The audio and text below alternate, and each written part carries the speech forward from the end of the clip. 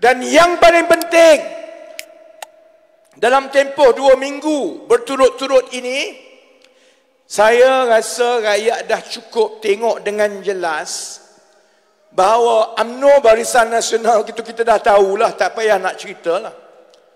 Perikatan Nasional ini pun dia mengaku dia bersih, dia mengaku dia tidak menyeleweng. Saya dah tunjuk cukup bukti dalam tempoh 2 minggu sahaja bahawa indah khabar dari rupa kalau rakyat Malaysia bagi undi satu pun kepada Perikatan Nasional, kepada pengundi-pengundi Melayu. Kalau kamu fikir tak apalah, aku tak suka nak bagi kepada Barisan Nasional, aku nak bagi kepada Perikatan Nasional, percayalah saudara-saudari, rakyat Malaysia akan kena scam secara besar-besaran. Kalau tanya saya, antara Barisan Nasional dengan Perikatan Nasional, paling kurang Barisan Nasional tak scam orang. Dia sakau, dia tak sembunyi pun dia sakau. Dia bangga dia sakau. Kita semua dah tahu dia sakau. Jadi kalau undi dia tak kena scam, kita bodoh. Memang daripada dulu rekod demi rekod dia pun tak malu, dia pun tunjuk kekayaan dia. Kita pun tahulah BN ini memang kerja dia sakau. Yang bahaya ni yang Perikatan Nasional ni sebab dia mengaku kononnya dia bersih, dia stabil, dia cerdik, dia lawan rasuah. Ni scammer saudara-saudari. Sebab saya dah tunjukkan 2 minggu saudara-saudari. Daripada bulan Ogos saya tunjukkan skandal pertahanan paling besar dalam sejarah negara kita, habis 6 ke 7 bilion wang ringgit, duit kapal perang kita pun disakau. Saya ada jasa lah, kerana oleh sebab pendedahan itu orang kanan bersatu. Daripada Johor, Latif Ahmad sekarang bersara. Saya nak sebut kepada Latif, kau duduklah dengan isteri-isteri kau baik-baik. Kalau Pakatan Harapan menang, kita orang akan cari kamu pasal kapal itu, saudara-saudara. Dalam keadaan kita dah tunjukkan bukti pun, Latif Ahmad yang daripada Bersatu ini, yang kamu kempen kata kamu suci, kamu bersih. Syarikat yang tipu projek LCS sampai 200 juta buat syarikat palsu. Kata syarikat itu daripada Perancis, rupa-rupanya syarikat kat Labuan. Nama sama, bunyi sama, tapi satu scammer. Saya ingat orang PAS dah faham dah. Faham bahawa sebenarnya bercakap kepada rakyat bahawa Perikatan Nasional ini bersih dan tidak menyeleweng adalah satu pembohongan. Cukuplah. Tapi dia tak belajar juga. Daripada bulan Ogos saya dah sebut, dia dah ulang lagi. Ulang. Dengan aku kau ulang cari pasal lah. Jadi daripada minggu lepas saya dah tunjukkan bagaimana projek-projek di bawah timbalan Presiden PAS, Tuan Ibrahim Tuan Man, projek berbilion ringgit kena sakau juga. Dia akan cakap, ana tak tahu, ana tak ada kena-mengena, anak-anak lama-lama tak ada, hilang terus lah Tuan Ibrahim sekarang. Hari pertama saya tunjuk minggu lepas, dia cakap saya fitnah, dia kata saya bohong. Saya sebut ada projek-projek di bawah Kementerian Alam Sekitar dan Air yang harga beratus hingga berbilion ringgit, ratus juta hingga bilion ringgit. Saya kata telah diberi kelulusan selepas Parlimen bubar. Mungkin rakyat tak faham apa yang aku sibuk, apa yang Rafizi sibuk sangat ni pasal projek bubar lepas Parlimen bubar. Sebab ini cara mereka buat duit untuk masuk pilihan raya, saudara-saudari. Saya dah dapat maklumat daripada bulan 8, bulan 9 lagi, yang kerajaan UMNO PAS Barisan Nasional ni berlumba-lumba bagi projek secara cepat, dengan ada yang potong jalan, ada yang kalau dia payah nak buat proses tender panjang-panjang, dia bagi runding terus. Bagi projek runding. Bagi projek runding. Yang penting, projek beratus juta, berbilion ini diberikan sebelum Parlimen bubar. Yang itu dah berlaku pun. Tapi ketamakan mereka, ada yang masa bubar pun dibagi juga. Kerana bila dia bagi masa bubar, itu telah pun melanggar peraturan dan undang-undang negara. Kerana kerajaan caretaker masa bubar tak boleh bagi, tak boleh buat keputusan kewangan. Saya tanya Tuan Ibrahim, Tuan Man hampir 2 minggu lalu. Jawapan pertama dia ialah, Ana Nafizi bohong. Ana tak tahu. Tidak ada sebarang kelulusan oleh kementerian saya. Saya nak nasihatkan kawan-kawan lah, kalau lepas ini Pakatan Harapan jadi kerajaan, dengan aku, kalau aku dah cakap, saya mula pergi ke media dan bercakap dengan rakyat di luar, maksudnya saya ada dokumen yang berbulan-bulan panjangnya, saudara-saudara. Wartawan tanya saya tadi saya tunjukkan, wartawan tanya saya, kenapa YB tak cakap je masa minggu lepas? YB dah ada pun dokumen yang menunjukkan ada satu projek harga 258 juta untuk naik taraf loji kumbahan yang diberikan secara rundingan terus kepada Mangkubumi juga, syarikat kroni ini yang diluluskan 27 Oktober, hampir 3 minggu lepas bubar. Dia tanya, kenapa YB tak tunjuk ya? Kan senang. Sebab saya nak tunjukkan bahawa pimpinan-pimpinan politik, orang politik ni saudara-saudari, bila dia dah masuk politik, berhati-hati. Dia mungkin ustaz, dia mungkin nampak cantik, dia mungkin pijak semut tak mati, tapi orang politik ni kalau ada 10 orang, 8 orang berbohong, saudara-saudari. Saya nak tunjukkan dia bohong, itu saja.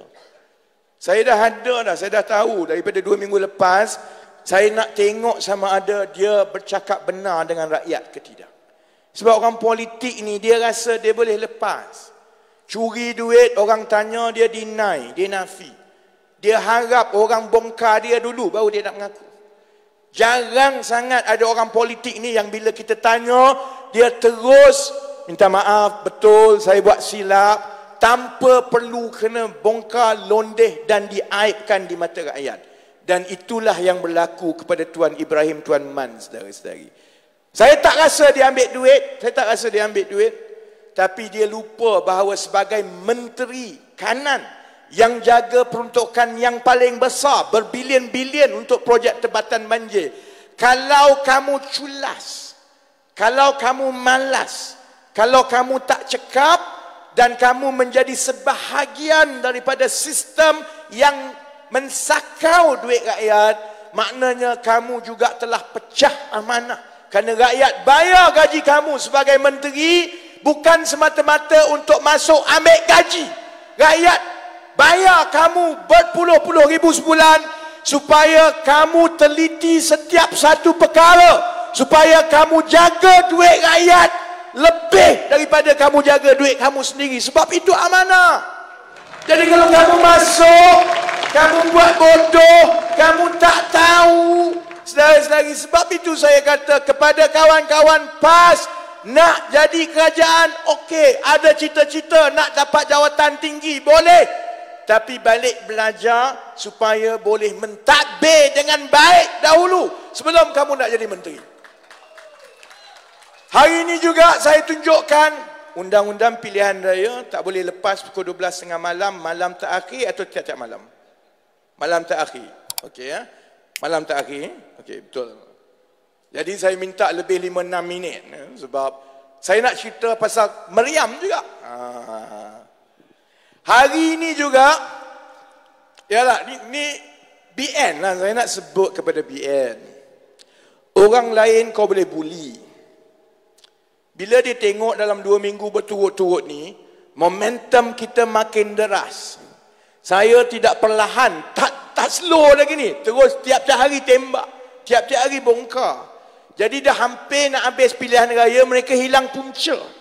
Dia tak tahu nak macam mana nak menangani kempen PKR dan Pakatan Harapan. Cara BN dia buat macam mana?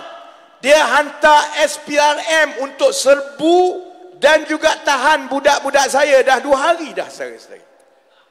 Saya sebenarnya tak kisah kalau ditahan saya. Aku dah biasa masuk lokap, keluar masuk. Saya masuk politik dengan niat bahawa saya akan ambil segala risiko kerana saya tahu berani kerana benar. Dan lawan tetap lawan. Saya tak ada masalah. Saya pernah melalui yang saya hampir hilang segala-galanya. Saya hilang gaji yang besar. Saya hampir hilang kebebasan, jatuh hukuman 5 tahun masuk penjara. Saya dah melalui hampir hilang segala-galanya. Aku tak ambil pot lah. Tapi bila mereka kacau budak-budak cerdik Melayu, Cina, India umur 25, 26 yang tak ada kena mengena dengan politik. Ini budak-budak yang bekerja dengan saya, syarikat swasta saya bukan orang politik. Mereka budak-budak yang cerdik, balik luar negara, universiti terbaik, keputusan terbaik, ijazah kelas pertama daripada universiti terbaik dunia. Sepatutnya kita raikan dalam masyarakat kita. Bila kamu hantar SPRM, tahan soal siasat mereka sampai 7-8 jam sampai malam, bagi warrant yang membolehkan SPRM sita apa-apa, tahan siapa-siapa, saudara-saudari, ini namanya buli. Tak cukup dengan semalam, hari ini sambung lagi. Dia ingat dengan buat yang begitu, saudara-saudari, saya akan takut. Saya tahu niat dia. Niat UMNO Barisan Nasional PN sekarang ialah dengan masa berbaki 2 hari sebelum masuk mengundi, carilah apa-apa yang kamu boleh cari pasal Rafizi supaya kita boleh buat cerita kepada rakyat yang dia ni teruk. Dia makan duit. Dia pun jahat macam UMNO juga. Sebab dengan harapan kalau mereka boleh tunjukkan sekelumit pun, maka dia boleh kata yang Rafizi dedah pasal LCS, yang Rafizi dedah pasal Mangkubumi, pasal semua skandal-skandal, dan yang terbaru pasal skandal Meriam, ini semua bohong. Dia nak kata macam itu. Saudara-saudari, orang lain kamu boleh buli. Aku dah biasa turun naik mahkamah 11 tahun. Saya dah menang 14 kes mahkamah, saudara-saudari. Sebab itu hari ini saya nak beritahu kepada SPRM Azam Baki, semalam saya tak campur. Kamu tahan pekerja-pekerja saya, kamu buli mereka, kamu tanya benda bukan-bukan, tak apa. 7-8 jam pun aku bersabar. Hari ini aku hantar peguam. Sebab itu hari ini mereka datang, peguam saya ada, kami dah buat keputusan. Kalau kamu nak soal siasat, nak minta dokumen, nak cari, nak rampas apa, sila ikut undang-undang.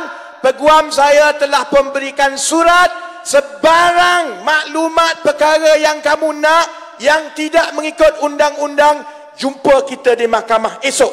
Kalau SPRM nak datang lagi, esok kita jumpa di mahkamah dahulu, kerana undang-undangnya maklumat-maklumat sulit berkaitan pelanggan syarikat.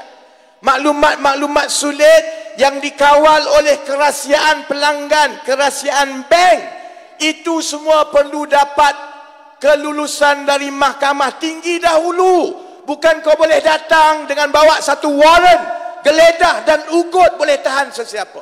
1 hari lagi, esok kita jumpa di mahkamah. Lusa kita mengundi, lusa 1 hari lagi kempen, hari Sabtu kita mengundi, saudara-saudari. Lepas menang pilihan raya, kami cari Azam Baki, insyaAllah, saudara-saudari. Saya harap Azam Baki, saya tahu Azam Baki tengok ni. Saya harap bila Pakatan Harapan menang, kami cari kamu, kamu jangan nak salahkan adik kamu sekali lagi. Kan lepas ni dia jawab, saya tak tahu, ini adik saya yang bagi arahan ni. Kan? Baik, saya kita kembali sedikit saja lagi mengenai kapal perang. Okey, sorry, I'm okay. Pasal kapal perang, pasal kapal perang kita dah cakap, rakyat kita, orang Melayu terutamanya, beralih kembali kepada Pakatan Harapan sebab kemarahan mereka mengenai kapal LCS. Kalau orang-orang yang bukan Melayu nak faham, kenapalah lepas kalah PRN Johor 6 bulan lepas, dalam tempoh yang singkat orang Melayu kembali kepada Pakatan Harapan. Sebab orang Melayu faham, gila UMNO Barisan Nasional Bersatu ni. Kamu curi duit biasa tak apa lagi, kamu curi duit kapal pertahanan negara. Dia mendedahkan negara kita kepada ancaman luar. Dan yang paling bahaya, kita hantar anak-anak kita dalam tentera laut ni yang kebanyakannya adalah Melayu. Kamu nak suruh dia pergi perang dengan kapal buruk, kau gila. Sebab itu hari ini saya tunjukkan satu lagi, tak cukup dia dengan sakau duit kapal, duit meriam tentera darat pun dia sakau juga, saudara-saudari.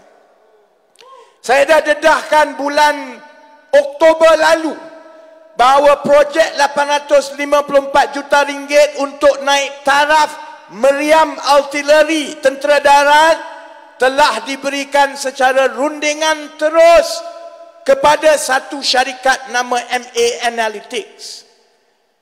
Dia bagi rundingan terus satu hal lah.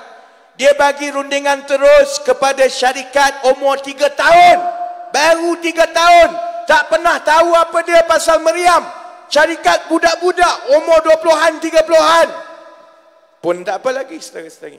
Bila kita semak, ini sebenarnya syarikat yang berkait dengan timbalan Menteri Pertahanan sendiri, pimpinan kanan Perikatan Nasional, nama Ikmal Hisham Abdul Aziz, calon Perikatan Nasional di Tanah Merah. Saya sebut bulan Oktober, dia pandai nafi je lah, endak lah, saya tak terlibat lah, ini fitnah. Dia pun buat laporan polis. Saudara-saudari, sebab tu saya nak ucap terima kasih kepada abang-abang polis. Saya rasa polis pun dah bosan dah. Ikmal Hisham, bila saya dedah pasal meriam ni, buat laporan polis, aku tunggu jugalah polis panggil. Bila polis nak panggil? Kau nak kena rampas telefon lagi ke? Kan, kau nak kena tangkap. Polis tak panggil-panggil. Saya dah hati kata polis pun dah bosan dah. Polis pun dah tahu dah. Ini kes orang dedah pasal rasuah kamu. Kalau kamu tak bersalah, jawablah. Kalau Rafizi fitnah, samanlah. Apa yang payah?